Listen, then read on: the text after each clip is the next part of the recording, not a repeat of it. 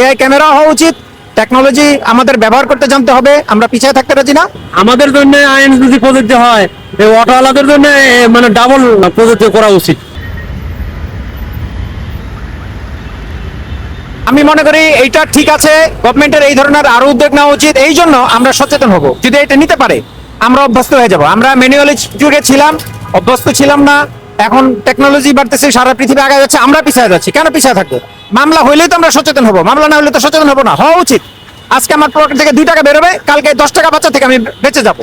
এটা হওয়া উচিত। এআই ক্যামেরা হওয়া উচিত। টেকনোলজি আমাদের ব্যবহার করতে জানতে হবে, আমরা পিছিয়ে থাকতে রাজি না।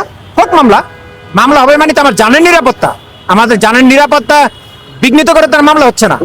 জানায় বা আমাদের সামাজিক নিরাপত্তার জন্যই তো মামলাগুলো হচ্ছে। সো আমি অ্যাপ্রিসিয়েট করি। সুবিধার চেয়ে তো অসুবিধাই বেশি। আমরা আসলে বুঝতে পারি না কোথায় ক্যামেরা আছে বা আমাদের ফলটা কি।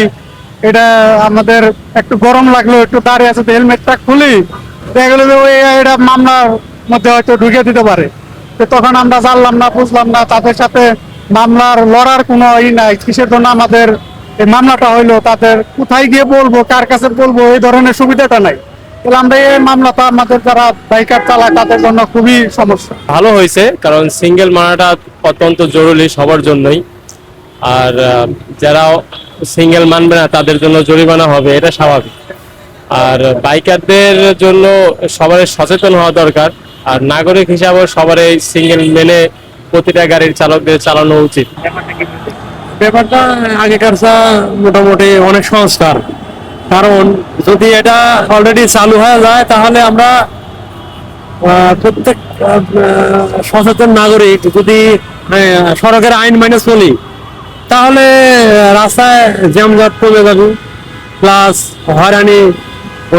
হয়রানি বলতে আইন চালু হলে আমাদের জন্যই ভালো।